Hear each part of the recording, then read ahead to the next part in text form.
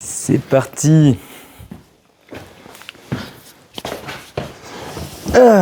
Bon, de retour pour le deuxième podcast. On va essayer. Ouais, j'espère que t'es un peu habitué maintenant, ça devrait aller. Ouais, pas de problème. On verra. Je trouvais cool pour ce podcast un peu de leur expliquer justement pour la reprise, comme ça ils comprennent un peu où on en est au stade, justement la transition entre toi et moi, et puis d'expliquer que c'est pas, enfin un peu comment ça se passe, qu'on fait nous, comment on essaie de gérer le travail à deux maintenant, et puis voilà, donc juste pour le représenter pour ceux qui n'ont pas vu le premier podcast, donc Réna Parmelin qui est mon papa, qui travaille depuis 30-35 ans au domaine de la Capitaine, qui a créé le domaine de la Capitaine à vrai dire. Ouais. Donc voilà. Il y a un petit moment déjà, en 94. Ouais. Je n'étais pas encore né. Ouais. Donc ouais, non, je sais pas, explique un peu. Moi, je suis rentré de voyage là il y a à peu près 2 mois, disons, pour arrondir. Et puis explique un peu où est-ce qu'on en est, comment est-ce qu'on bosse ensemble, quelles sont les étapes, je dirais, sur les 2-3 prochaines années pour le domaine, et puis nous, la relation qu'on a quand on bosse, quoi. Bah, je pense que comme c'est un domaine familial, mais ça reste quand même un domaine familial d'une certaine taille, on va dire, et puis il faut une période de transition. Donc l'idée, c'est qu'on fasse tout le programme ensemble cette année. Tu vois un peu tout, que je t'explique un peu tout, et puis l'année prochaine, on fait le contraire. C'est toi qui fais, puis moi je regarde. C'est moi qui t'explique. C'est toi qui m'explique. Ouais, on verra. Ouais. Non, après tu t'y mets gentiment, puis c'est moi qui te dis s'il y a quelque chose qui manque ou je ne sais quoi. Donc il faut faire les choses tranquillement. On a le temps de les faire tranquillement. Ça, c'est aussi la chance qu'on a. Et puis moi, je suis pas pressé. Puis en même temps, j'ai aussi envie de laisser la place. J'ai aussi envie de te laisser faire ce que tu veux, parce que je l'avais remarqué du temps de ton grand-papa, quand moi je l'ai repris le domaine, j'ai bien remarqué qu'il y avait d'autres idées, d'autres choses, d'autres façons de faire. Les clients aussi sont différents, attendent d'autres choses que ce que les clients de mon âge attendaient. Bon, on a quand même une clientèle très jeune chez nous. Donc on a quand même l'habitude de s'en occuper, d'occuper de gens jeunes, je dirais, mais voilà. Il y a plein d'autres choses, tu as plein d'autres idées, d'excellentes idées, donc... on verra ça. Ouais, non, c'est cool. Toi, tu t'occupes surtout là, du côté prod, donc vigne et cave. Et puis maman, elle est plus du côté justement bureau, elle gère un peu l'équipe événementielle aussi. Donc moi, je m'occupe pas du tout de ça. J'ai pas fait l'OHL, bon, elle l'a pas fait aussi non plus. Mais... Personne l'a fait, mais... Ouais, mais disons que c'est un autre métier, c'est vraiment différent. On va trouver quelqu'un d'autre aussi pour s'occuper de ça. On a déjà des gens en place aussi qu'on va un peu rediriger pour qu'ils s'occupent, gérer plus du projet en globalité. Mais moi, c'est surtout ton poste à toi que je vais reprendre, surtout la prod, et puis de gérer le produit vin en tant que tel, parce qu'on a quand même une grosse partie événementielle, mais moi c'est où j'étais formé, j'ai fait Changin, donc c'est là où j'ai vraiment fait mes études, et puis ouais, non, c'est cool. Moi j'ai déjà fait mes vins la première fois en 2020, j'avais fait 4 vins, donc un rouge et puis 3 blancs, et puis après là je suis parti voyager justement, et puis après on a toujours un peu vinifié ensemble, tu m'as toujours un peu demandé ce que j'en pensais. Et puis ouais, pour donner un peu des exemples, maintenant je prépare les plans de traitement, puis lui, on y met comme un prof, il les corrige à la fin s'il y a une grosse faute, pas qu'on envoie les employés ou nous-mêmes dans le tracteur faire des bêtises à la vigne. Donc non, c'est cool d'avoir un peu des responsabilités. Les clients aussi me connaissent et me voient déjà depuis plusieurs années. Ouais, t'es pas inconnu, bien au-delà, quoi. Ouais, puis tu l'as très bien dit aussi, c'est pas trop brutal. Toi, tu vas faire 60 ans, moi j'ai 27, et puis on a encore le temps de... Toi, tu as jamais arrêté, ça je sais. Non. Et puis, non, c'est pas le but d'arrêter. Puis moi, c'est pas non plus le but de te mettre dehors, tu vois. Enfin, dans le sens, j'ai pas envie juste d'être tout seul. Si un jour je suis tout seul, je serais content aussi, mais dans le sens, c'est de pouvoir toujours continuer le processus familial. Moi, j'ai bossé avec toi depuis le début, et puis je me suis tout de suite senti bien.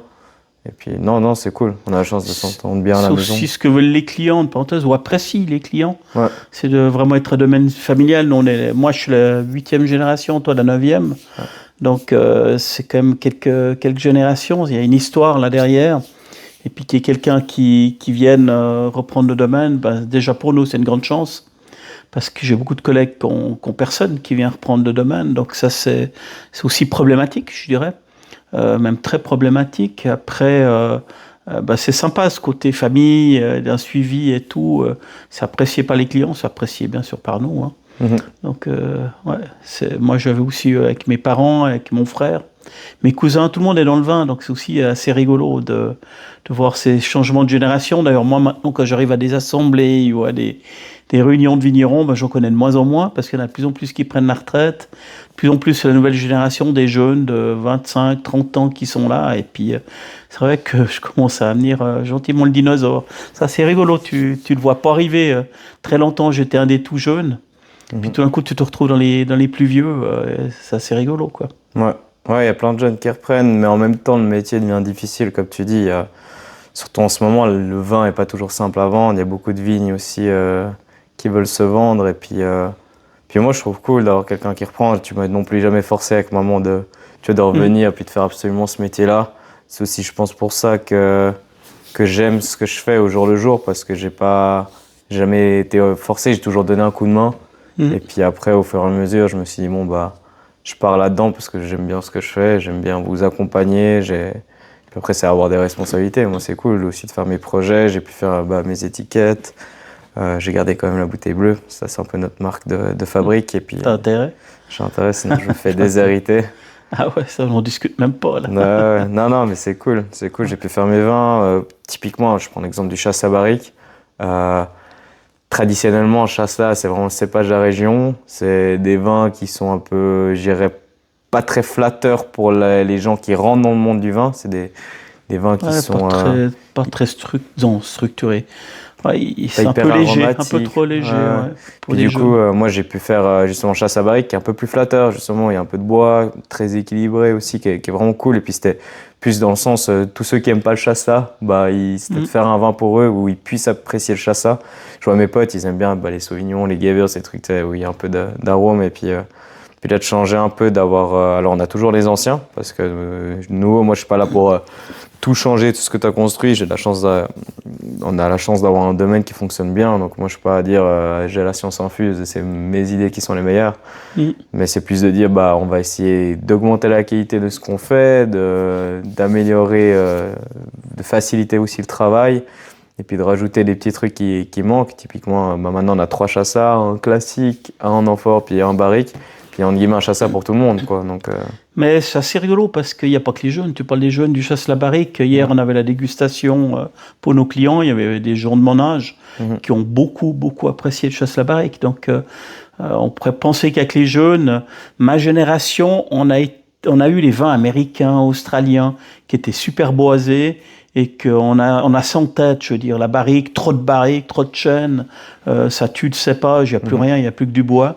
Et c'est vrai que moi, sur mes étiquettes actuellement, il n'y a aucun vin qui est marqué élevé en barrique, alors qu'il y en a pratiquement tous les rouges. juste le Chasselas. Chasselas, c'est le seul. Ouais, exactement, c'est parce que c'est toi qui as fait l'étiquette, mais moi, je ne marque jamais barrique parce que pour ma génération, c'est négatif, et pour ta génération, c'est positif. Mais le Chasselas barrique, c'est un excellent exemple de voir que le changement de génération est positif, et puis il faut évoluer. C'est que moi, j'aurais jamais fait un Chasselas barrique, justement parce que j'avais cette image-là. Et puis, je suis le premier à l'adorer. Donc, c'est vrai que ça a été une bonne nouveauté sur le domaine, entre parenthèses. Ouais, non, c'est cool, mais ça va se faire gentiment, ça va être cool. Moi, je me réjouis de reprendre. Et puis, les gens sont surpris. Ils sont là, t'es œnologue, t'as 27 ans, t'es jeune. Et puis, il y en a d'autres qui sont même plus jeunes que moi, qui ont fait l'école et puis qui s'en sortent très, très bien. Puis après, c'est de la pratique. Il y en a qui sont même pas œnologues, entre autres toi, mais aussi d'autres copains qui ont mon âge et qui font des super vins. Et puis la pratique fait beaucoup. Donc, La pratique est importante. Il y a beaucoup de petits détails, de petites choses qu'on n'apprend pas dans les livres. Donc après, c'est un mix entre la pratique, comme moi j'ai un mix entre ce que mon papa, mon grand-père faisaient, puis ce que je fais moi.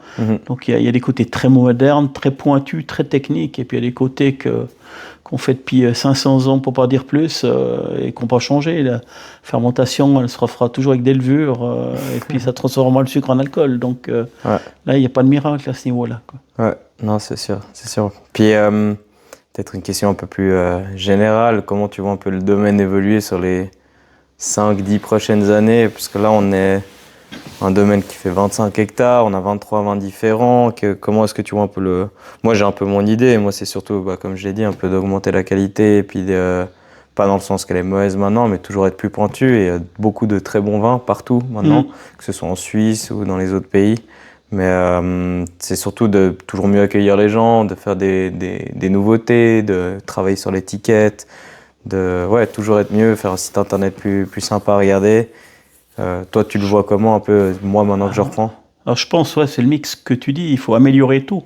Il faut toujours être meilleur. Il y a des autres jeunes qui ont fait changeant aussi, qui ont fait d'autres écoles, qui voyagent aussi, donc qui ont vu d'autres choses. Donc ça, c'est important de vouloir toujours être le premier, d'être devant, de viser le haut du panier, quoi. Après, je pense pas que, comme tu le dis, d'augmenter la taille du domaine, c'est pas un but. Ça va peut-être se faire tranquillement, mais c'est vraiment pas un but parce que faut déjà vendre ce qu'on a, ça c'est la première chose. Et puis après, tu vas te retrouver beaucoup dans le bureau, beaucoup dans la vente et plus beaucoup dans la technique. Et là, c'est toujours le risque quand on n'est plus dans la technique, c'est de diminuer en qualité. Alors après, on peut s'entourer avec un chef de culture, un œnologue et autres, mais je crois que tu as aussi le plaisir de faire tes vins, de travailler ta vigne. Après, l'avenir nous le dira, c'est toujours la même chose, quoi. Mais plus t'es grand, plus c'est une bagarre pour la vente, plus faut trouver des clients. Ouais, puis on peut pas tout faire. Donc, Non, je crois que vraiment, il faut surtout garder le plaisir, on va dire. La limite de la taille, elle est là. Dès que tu n'as plus de plaisir parce que c'est trop grand, pour une raison ou une autre, trop de bureaux et autres, ben voilà, c'est peut-être pas un exercice réussi, je dirais. On peut collaborer avec des collègues. Il y a des collègues qui n'aiment pas la vente, qui n'aiment pas faire du vin. Tu peux aussi prendre le raisin peut-être plus tard et puis le vinifier. Ça, c'est aussi une solution. Il y aura plein de choses. Le monde, il y a un gros mouvement actuellement dans le vin et il y aura plein de choses qui vont peut-être arriver, qui vont se dessiner, mais faut pas être pressé de vouloir tout changer, en effet, quoi. Ouais. Peut-être dernière question. Je suis toi, 40 ans en arrière, disons. Quel conseil tu me donnerais si toi, tu as démarré aussi en reprenant en partie les vignes de grand-papa. Après, là, tu as monté le domaine ici avec maman. Mais maintenant, tu me vois aujourd'hui. Si j'avais un truc, une phrase à me rappeler tous les matins avant de commencer la journée, ce serait quoi? Qualité, qualité, qualité. Ça, c'est important dans tout ce que tu fais. Quand tu fais de la vigne, quand tu fais du vin, quand tu reçois des gens au domaine, quand tu fais déguster tes vins à tes clients, c'est viser le haut du panier. Il y a la place pour le top. En bas, il y a beaucoup de monde et puis c'est compliqué. Et puis on est quand même dans un pays où on ne peut pas faire des vins bon marché, tout est cher. Chez nous, le terrain, le personnel, tout coûte cher. Donc c'est impossible de faire des vins bon marché. Donc si on ne fait pas des vins bon marché, il faut avoir des vins qui sont top et puis pour pouvoir les vendre. Et ça, c'est super important. Je pense que c'est que ça. Et puis du plaisir. Ouais. Comme je disais, beaucoup de plaisir dans ce que tu fais parce que c'est quand même un métier qui est très chronophage, qui prend de l'énergie et tout. Et si chaque matin tu dois te lever en te disant ouais, il faut aller au boulot, là ça va être plus compliqué, donc il faudra faire autre chose à ce moment-là. Ouais, c'est sûr. Nickel, merci. Avec grand plaisir. Et puis on est sûr et certain avec maman et moi que ça va plus que rouler là. On a zéro doute à ce niveau-là. Bon, nickel, on espère. À bientôt, comme j'ai été invité une deuxième fois, peut-être que je serai invité une troisième. Ouais, tu risques de passer assez souvent sur le podcast. Vous aurez podcast. peut-être à me subir une troisième fois. Non, je suis sûr qu'ils adorent ce que tu dis. Ouais. Top.